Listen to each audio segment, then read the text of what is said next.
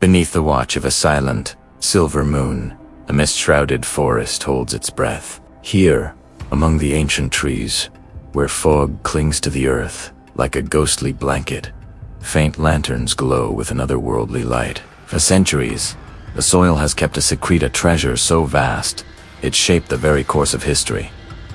But secrets, like ghosts, rarely stay buried forever. Now, as the shadows of long-forgotten soldiers fade into the night, a golden gleam pierces the darkness. The question is no longer if it'll be found, but who will claim it first. A clue, lost 4 generations, has been rediscovered. Look closer. Here, under the flickering lantern light, a partially burned map reveals its secrets. Mysterious markings, once invisible, now glow with an arcane energy. Imagine the scene, generations ago.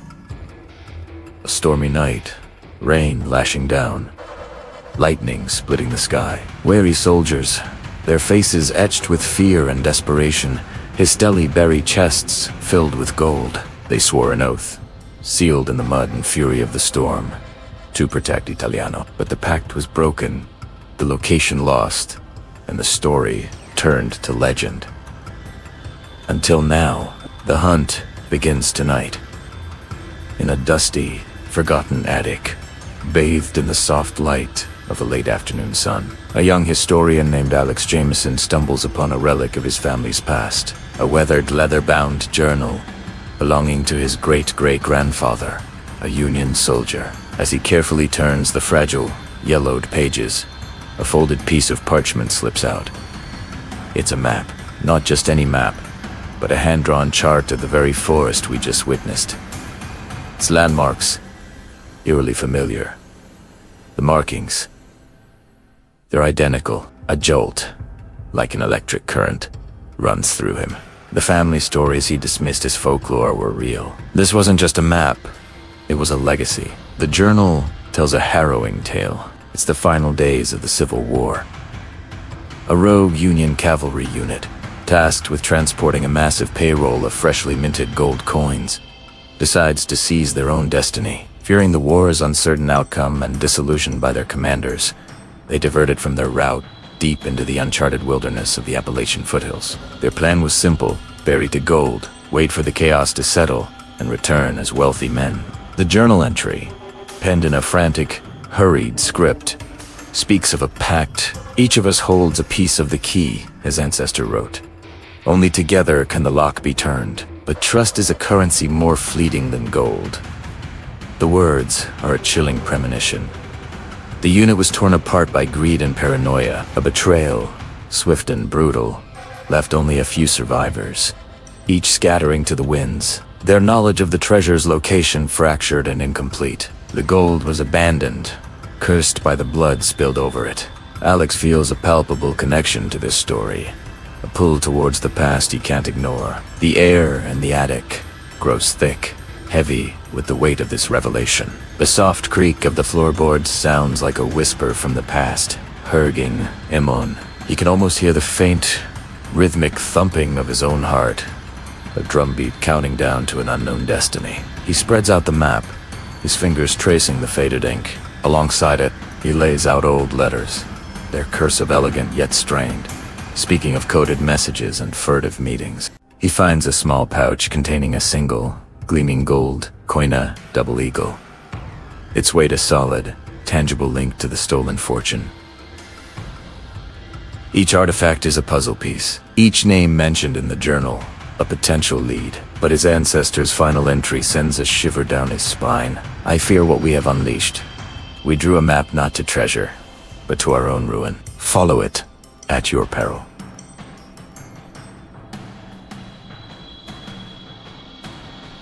The journey begins. Alex's first stop is the local historical society, a quiet repository of the region's secrets. He pores over archived newspapers, property deeds, and century-old photographs. His lantern-lit map, his constant gut. He's looking for names from the journal, for any trace of the other soldiers. He finds one, Sergeant Elias Vance. A faded photograph shows a man with haunted eyes and a grim, set jaw. An accompanying article mentions Vance purchased a large, isolated tract of land right after the war, the very land marked on Alex's map. But the story takes a dark turn. Vance became a recluse, obsessed with protecting his property from unseen threats. He died under mysterious circumstances, his land sold off and divided over the years. The trail seems to go cold, but Alex notices something, a symbol etched into the corner of Vance's property deed. It's a Masonic compass, identical to one of the strange markings on his map. It wasn't just a landmark, it was a message.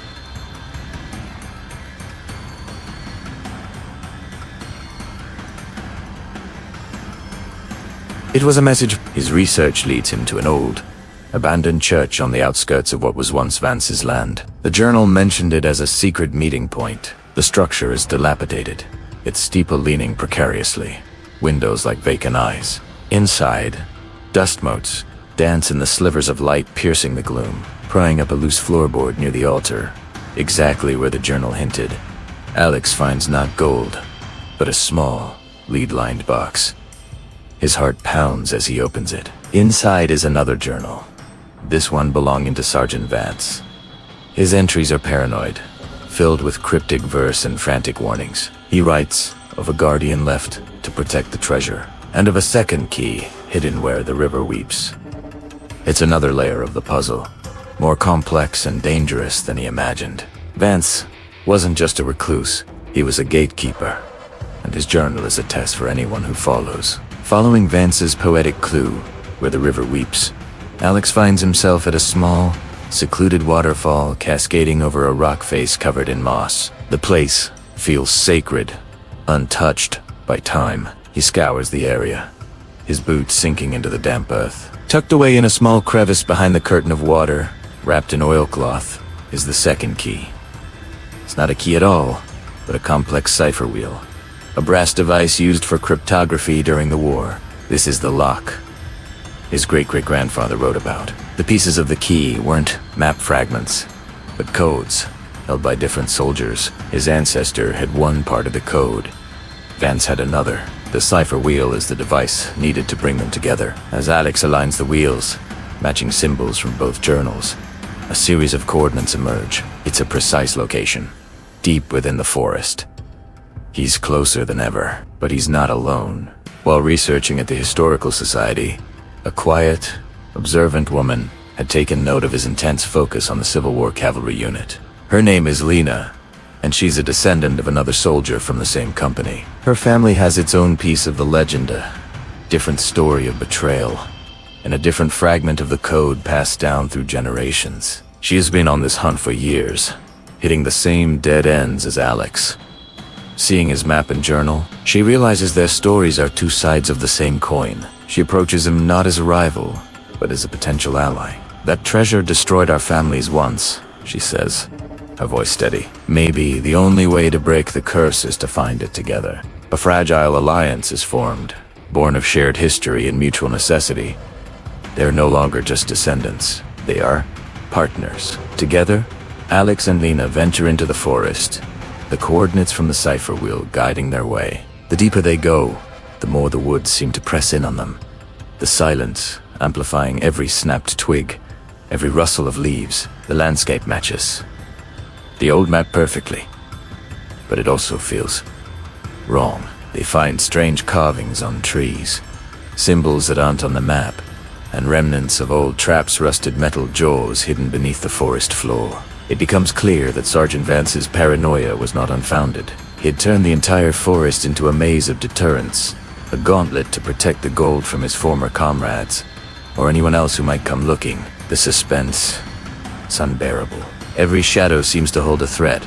Every gust of wind sounds like a warning. They are walking into a trap set over a century ago. The coordinates lead them to a rocky outcrop overlooking a ravine. There, half hidden by overgrown vines, is the entrance to a small, natural cave. This has to be it. As they prepare to enter, a figure emerges from the trees. It's a man, rugged and weathered, holding a modern GPS device. He introduces himself as a collector of historical artifacts, claiming to have been tracking the legend of this lost gold for years.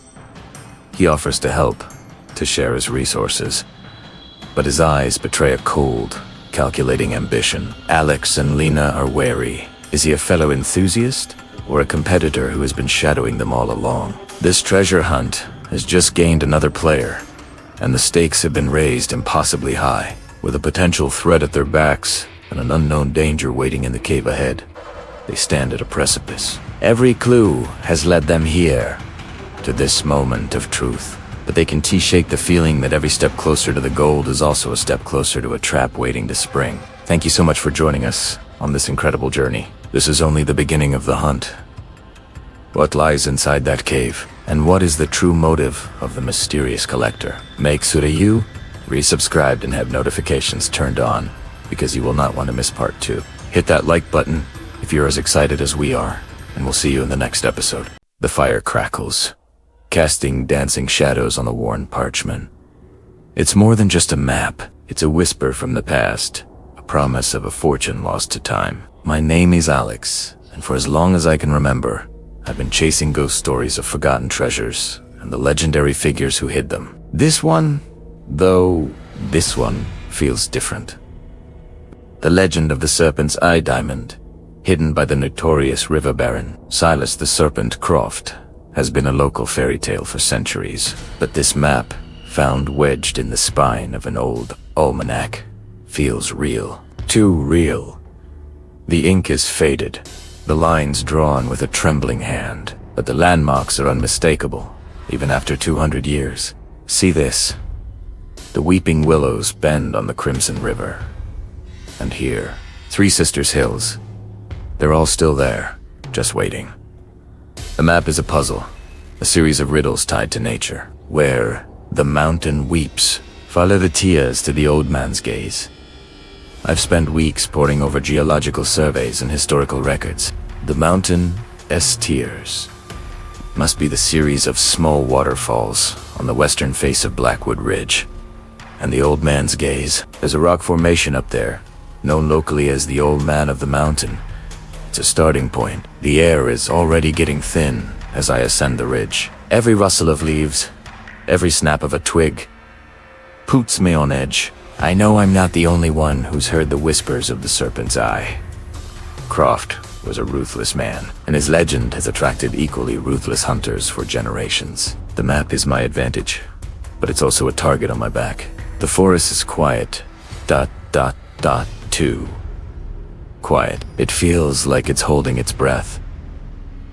Watching me, I can't shake the feeling of being followed. Paranoia is a treasure hunter's constant companion, but this feels different. It's a cold certainty at the base of my spine. Up ahead, the waterfalls, the mountains, tears. They cascade down the rock face, shimmering in the dappled sunlight. It's beautiful, but I have no time for sightseeing. The riddle says to follow them. I trace their path downwards, my boots slipping on the slick, moss-covered stones. The air grows cooler, thick with the smell of damp earth and decay. The path leads me to a small, almost hidden cave entrance, obscured by a curtain of ivy. This has to be it. My heart is pounding a frantic rhythm against my ribs. This is the moment every hunter dreams of, the threshold of discovery. The second part of the riddle clicks into place. Beneath the old man's gaze, where the sun dares not tread, the cave. I pull out my headlamp, its beam cutting through the oppressive darkness. The walls are slick with moisture, and the air is heavy. Every step echoes, amplifying the silence. The beam catches something on the far wall. Carvings. Not ancient petroglyphs, but something newer. A series of symbols, mirroring those on the map, but with a new addition. A coiled serpent, its eye, a single, crudely carved hole. It's a lock. A combination lock, etched in stone. This is Croft's genius. The map gets you here, but only the one who can solve his final riddle gets the prize. The serpent sleeps at noon, but watches the moon. Noon ... The sun at its highest, and the moon ... Its cycle. Could it be related to the lunar phases on the day he hit it? I cross-referenced the date on the almanac where I found the map. A full moon. The symbols on the wall correspond to numbers, Let's try aligning the dial with the symbol for sun at the 12 o'clock position, and the moon at— What? I have to think like Croft. He was a river baron. The tides. A full moon means the highest tide, the highest number. I manipulate the stone dials. The grinding sound echoing in the chamber. Click. A section of the wall recedes, revealing a small, dark cavity. My light falls upon a weathered leather pouch. My breath catches. My hands are trembling as I reach inside. It's not a diamond.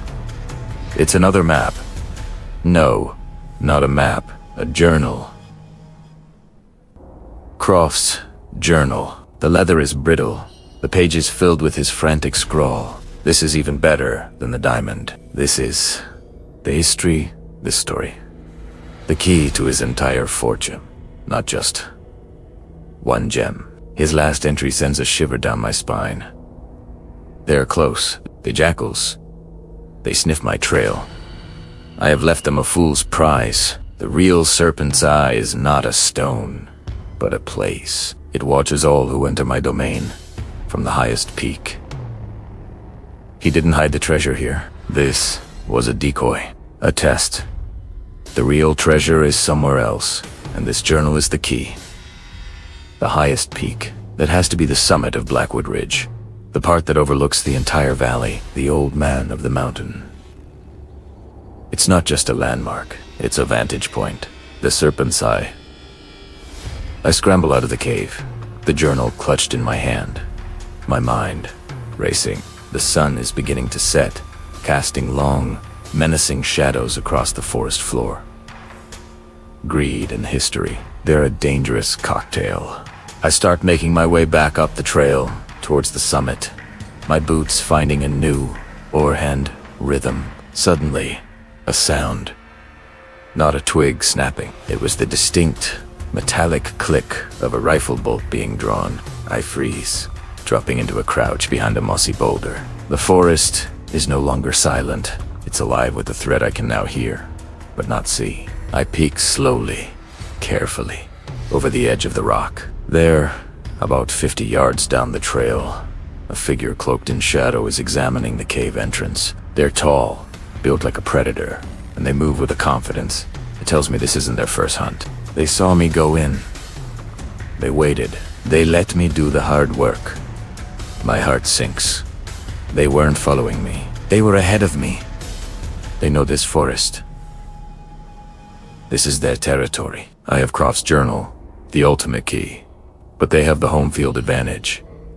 The light is fading fast, and the game has just changed. It's no longer a race against history. It's a battle for survival.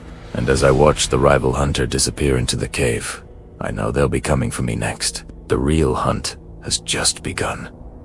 Thank you for joining me on this adventure. If you're on the edge of your seat like I am, make sure to subscribe and hit that notification bell so you don't miss what happens next. You won't believe where this journal leads. Stay safe and stay curious. The mist clings to us, a silent, gray shroud that swallows sound and steals the warmth from our bones. Out here, the world shrinks to just a few feet in every direction. Every twisted branch looks like a grasping hand, every shadow a waiting predator. We move with a practiced quiet, each footstep a deliberate, calculated placement on the damp earth. The air is thick, heavy with the scent of pine and decay, so dense you can almost taste it. This is the hunter's world, a place of patience, instinct, and unwavering focus. Our breaths cloud in front of us, merging with the fog. Communication is reduced to hand signals, a silent language we've perfected over years of tracking together. A raised fist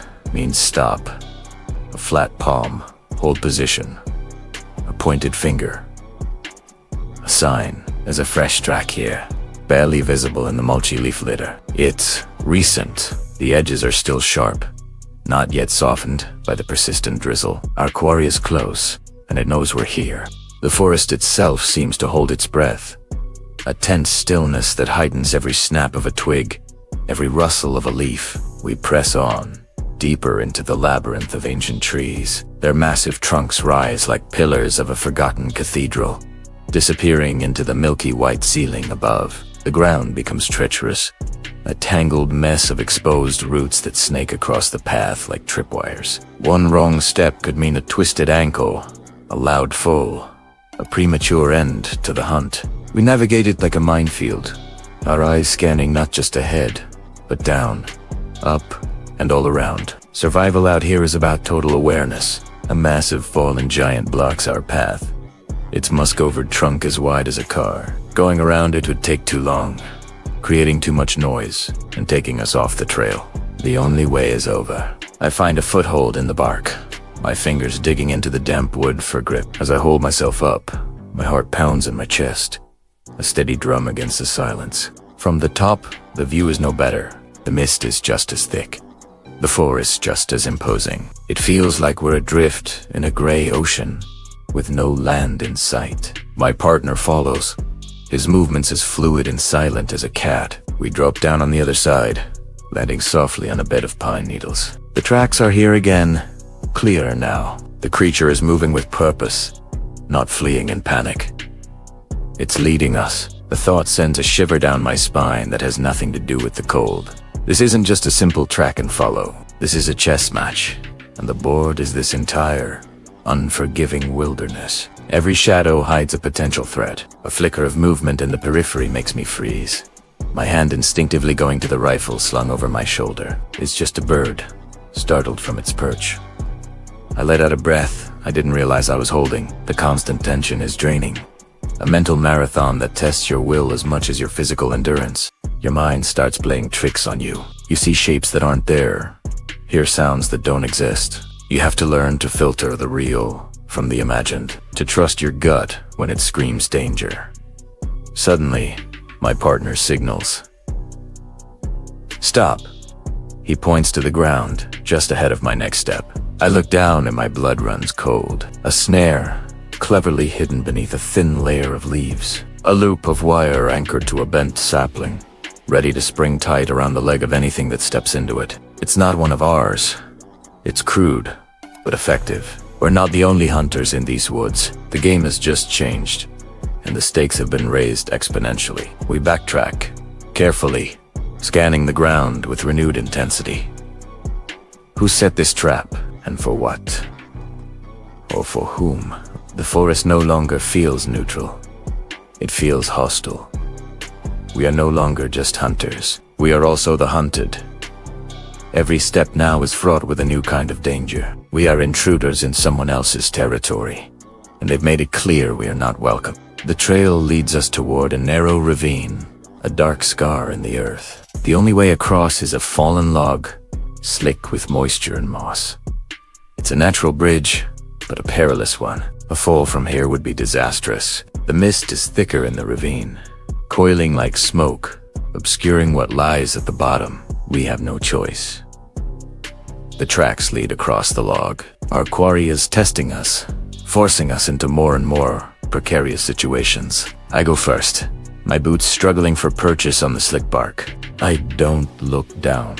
I focus on the other side, my arms out for balance, taking one slow, deliberate step after another. The log groans under my weight. Halfway across, I hear a sound from the trees on the far side. A low growl. It's not the animal we were tracking. It's something else. Something watching, waiting. My heart hammers against my ribs. I pick up the pace, my careful steps becoming a desperate scramble to reach solid ground. I leap the last few feet, landing hard but safe. I turn, rifle ready, and motion for my partner to follow, scanning the dense woods for the source of the growl. The forest is silent again, but it's a predatory silence now, filled with unseen eyes and unknown intentions. This hunt has become a fight for survival.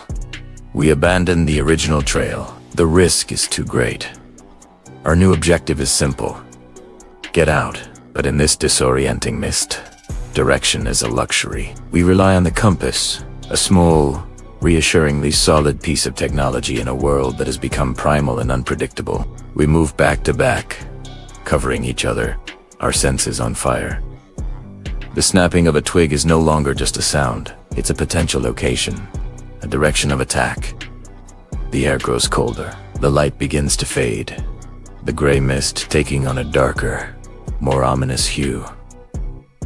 We need to find shelter before nightfall. To be caught out in the open after dark, under these conditions, would be a death sentence. We find a small rock outcropping, a shallow overhang that offers minimal but precious cover from the elements, and a solid wall at our backs. It's not a fortress, but it's defensible. As we sit lean, the sounds of the forest change. The daytime quiet is replaced by the noises of the night, the hoot of an owl, the distant howl of a wolf, and other, less identifiable sounds that prickle the skin.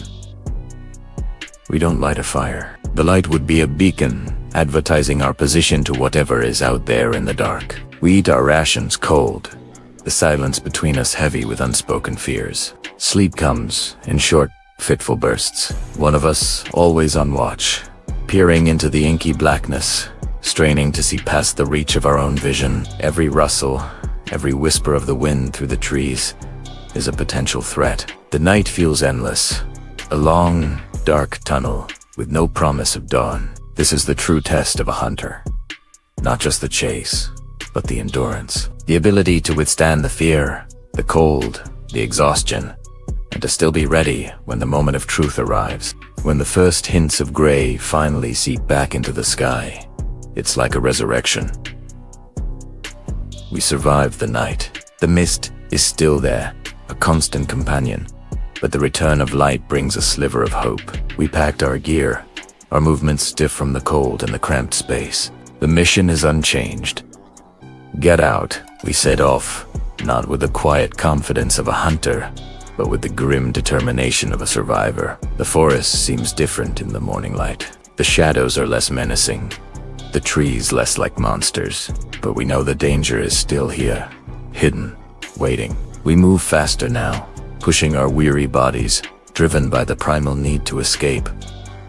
We are no longer playing a game. We are running for our lives. This wilderness has tested us, broken Usadon, and forced us to confront our own limits. And we know, even if we make it out, a part of us will be left behind in this misty, haunted forest forever. This is the story of the hunt, but it's also the story of being hunted. Thank you for joining us on this intense journey. If you appreciate this kind of immersive storytelling, please consider liking this video and subscribing to our channel for more adventures from the wild. Stay safe out there. The old map felt like brittle leaves in my hands, its secrets whispered on the wind for centuries. We'd followed its cryptic clues for weeks, across treacherous mountain passes and through forests so dense the sun was just a memory. It spoke of a hidden valley, a place shielded from time, where a treasure beyond imagination lay sleeping. And now, here we were,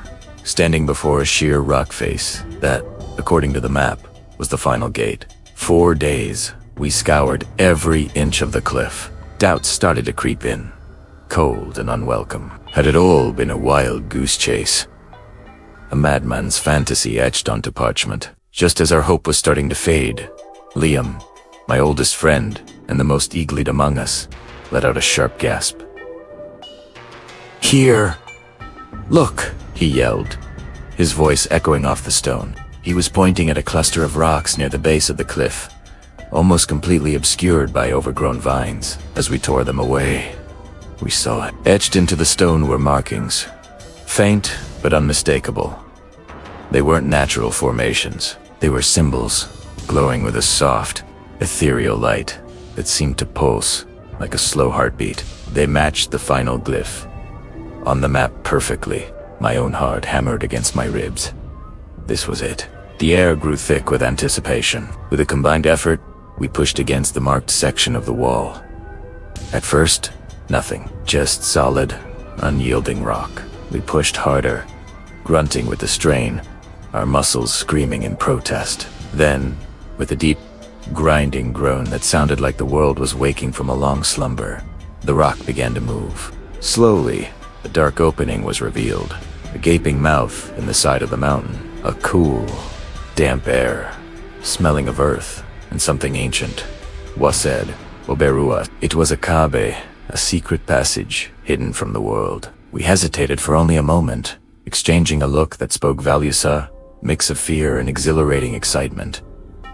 This was the point of no return. Switching on our headlamps, we stepped across the threshold, leaving the familiar world behind. The darkness inside was absolute, swallowing the beams of our lights just a few feet ahead. The ground was uneven, slick with moisture. The only sound was the steady drip. Drip. Dripped water from unseen stalactites. Each drop a tiny drum beat, counting the seconds in this subterranean world. We moved cautiously, single file, our hands brushing against the cold, damp walls. The passage twisted and turned, descending deeper and deeper into the earth. It felt like we were walking down the throat of some colossal, sleeping beast. The air grew colder, and the silence was so profound it felt heavy, pressing in on us from all sides. After what felt like an eternity, the narrow passage opened into a vast cavern. Our headlamps struggled to illuminate the sheer scale of the place.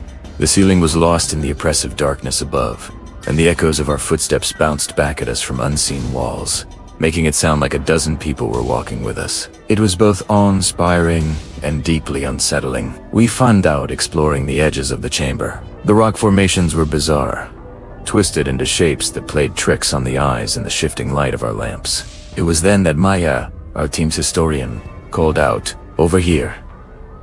There are more markings." We rushed to her side. Carved into a massive pillar of stone were more of the glowing symbols, but these were different. They weren't a map. They looked like a story. There were figures of people, celestial bodies, and strange, otherworldly creatures. It was a history book written in the language of light. While Maya tried to decipher their meaning, my gaze was drawn to something else. Further into the cavern, a faint, warm light flickered. It was different from the cool glow of the symbols on the wall. It was a golden glint, a shimmer that seemed to dance in the darkness. My breath caught in my throat. The treasure, its hiding place. Finally, within reach, I moved towards it, drawn like a moth to a flame. The others, noticing my movement, followed close behind. The golden light grew stronger with every step, casting long, distorted shadows that writhed on the cavern walls. It was coming from a smaller opening at the far end of the chamber, a natural archway in the rock. The sound of dripping water was joined by a new, softer-sounded, gentle, almost musical shimmer. The sound you might imagine a star would make if you could hear it. We crept forward, our hearts pounding a frantic rhythm against the silence. I was the first to reach the archway, peering into the chamber beyond. And then I saw it. I couldn't speak. I couldn't breathe. I could only stand there, frozen, as my mind struggled to process the sight. The chamber was filled, literally filled, with gold. Piles of coins that reached halfway to the ceiling, intricate goblets studded with jewels, golden statues of forgotten gods. Chests overflowing with necklaces and rings that glittered with an impossible fire. The light wasn't coming from our headlamps. The treasure itself was glowing, bathing the entire chamber in a warm, hypnotic radiance. It was more than we had ever imagined. A fortune that could rewrite the destinies of kings, all hidden away in the heart of a mountain. We stood there on the precipice of our wildest dreams. The weeks of hardship, the danger, the doubt had all melted away, replaced by a pure, overwhelming sense of triumph. We had Don Italiano. We had found the legend. Slowly, as if in a trance, Liam took a step forward, his hand outstretched to touch the nearest pile of coins. But as his fingers neared the glittering hoard, a sound from the deep shadows of the chambers stopped him dead. It wasn't a dripping of water. It wasn't the shimmer of gold. It was a low growl, a guttural rumble that vibrated through the stone floor and settled deep in our bones. It was the sound of something large, something ancient, and something that had just been woken from its slumber. Our heads snapped up, our light beams cutting frantically through the darkness at the back of the treasure room. The golden glow seemed to dim, overshadowed by a new presence. For a terrifying second, our lights caught a flash of scaled skin, the glint of a massive, unblinking eye opening in the shadows. We weren't alone in the cave. We had found the treasure, yes, but it seemed we had also found its guardian, and it was not happy to see us. A chilling realization washed over me as a huge, dark shape began to uncoil from behind the mountains of gold. We hadn't just discovered a treasure. We had walked into a lair. Thanks for watching. If you're on the edge of your seat and need to know what happens next, make sure you hit that subscribe button and ring the notification bell. You won't want to miss the next part of this adventure. See you then. Hey Brianne, and welcome back to the journey. Last time, we finally decoded the star chart, the ancient map that pinpoints the location of the Sunstone of Ethel. It's been a wild ride, piecing together clues from forgotten texts and navigating treacherous landscapes. We knew this final leg wouldn't be easy, but honestly, I wasn't prepared for just how quickly things would escalate. The whispers of this treasure have traveled far, and it seems we're not the only ones who've been listening.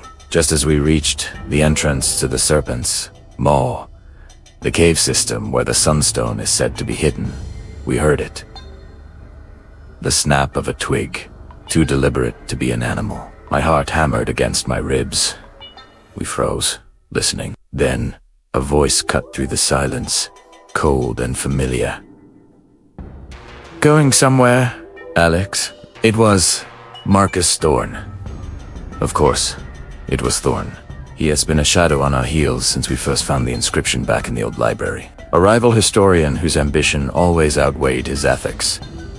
He wasn't alone. Two others flanked him, their faces grim, their intentions clear. They didn't have the knowledge to find this place on their own, but they were more than happy to let us do the hard work for them. There was no room for negotiation. We had to run.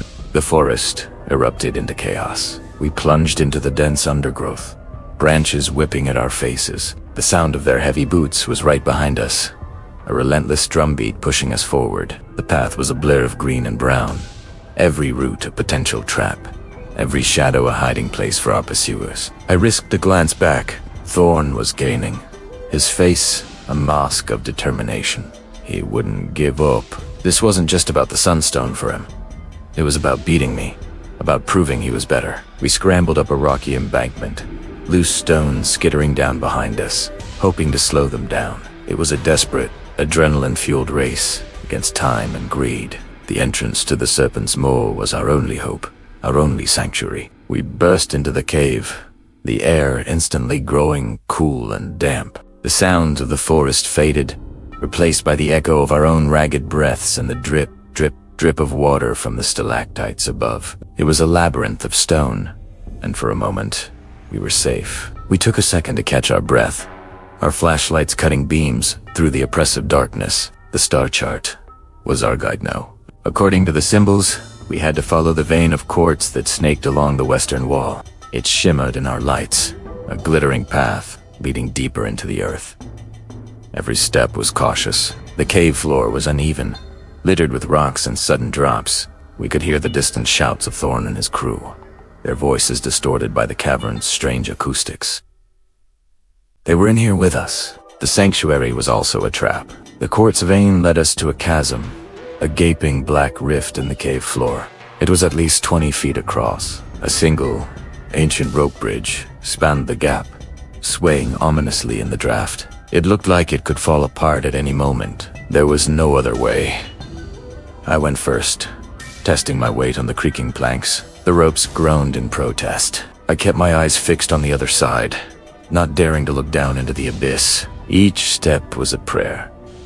Halfway across, I heard them. Thorne and his men had reached the chasm, nowhere left to run. He yelled, his voice echoing with triumph. I scrambled the rest of the way, turning just in time to see my partner start there, crossing as Thorne stepped onto the bridge himself.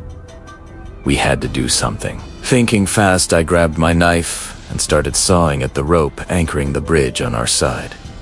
The fibers began to fray, one by one. The bridge gave way with a deafening snap.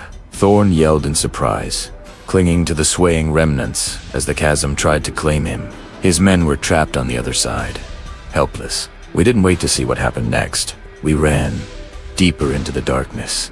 The star chart clutched in my hand. The path became a tight squeeze, forcing us to crawl through narrow passages. We were following the ancient markings, carvings left by the people who hid the Sunstone centuries ago. They led us to a chamber unlike any other.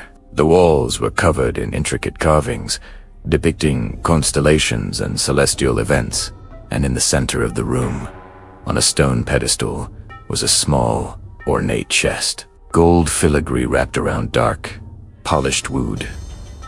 This was it, the culmination of our entire quest. My hands trembled as I reached for the lid, but as my fingers brushed against the cool metal, a new sound echoed from the tunnel behind us. Footsteps. Loud, confident footsteps. How? It wasn't possible. A figure emerged from the shadows. Not Thorn, but someone else. A woman with piercing eyes and a wry smile. "Impressive," she said, her voice smooth as silk. "You led me right to it." Marcus was just a convenient distraction. She held a small, sophisticated device, a scanner of some kind. She hadn't needed the map. She just needed us.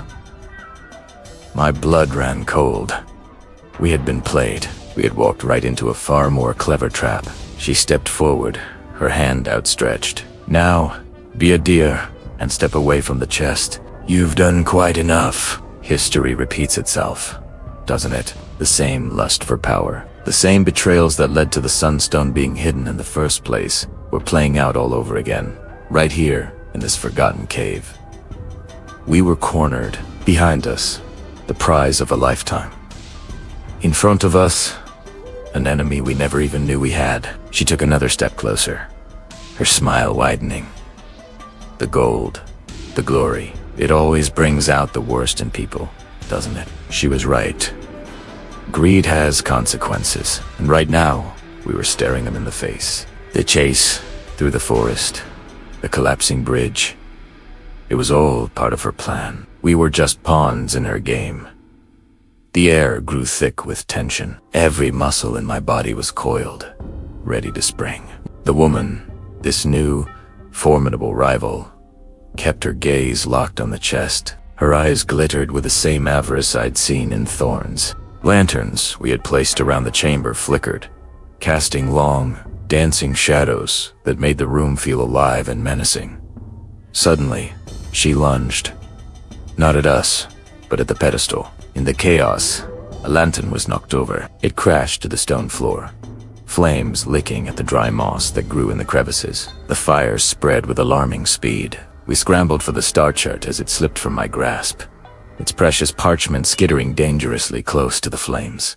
The metallic clink of the chest's latch echoed as the woman tried to pry it open, ignoring the growing danger. The chamber was filling with smoke, the heat becoming unbearable. Through the haze, I could see the chest was partially open. A brilliant, golden light spilled from within, pulsing like a heartbeat. It was more beautiful and more powerful than I ever imagined. But we were running out of time. The fire was closing in, the ceiling above us groaning under the heat.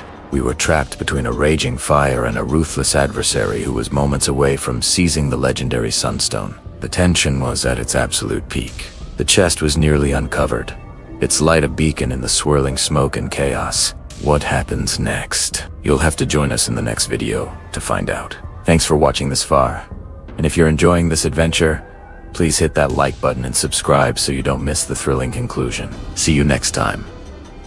Hey everyone, welcome back to the channel. You are not going to believe what just happened. For those of you who have been following this journey from the very beginning, you know the blood, sweat, and tears that have gone into this moment. We've spent months, years even, piecing together fragments of history, deciphering coded messages in old letters, and trekking through unforgiving terrain, all based on a legend passed down through my great-great-grandfather's diary. A story of a Union paymaster who vanished during the Civil War, supposedly with a chest of gold meant for the troops. Many called us crazy. Experts told us it was a wild goose chase, a family myth, nothing more. But we held on to that glimmer of hope. We trusted the research.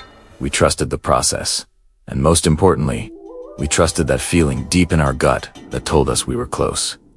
And today, everything changed. Just a few hours ago, after digging in what felt like the 100th spot marked on our antique map, we hit something. Not a rock, not a root. It was solid, metallic.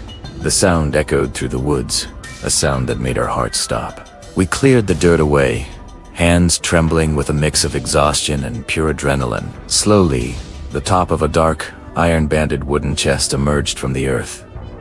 It had been buried in for over 150 years. The hinges were rusted solid. The lock was a formidable piece of 19th century engineering. It took us another hour of careful, painstaking work to pry it open without causing too much damage. We didn't know what to expect. Maybe it was empty. Maybe it was filled with nothing but mud and decay. But when that lid finally creaked open, silence.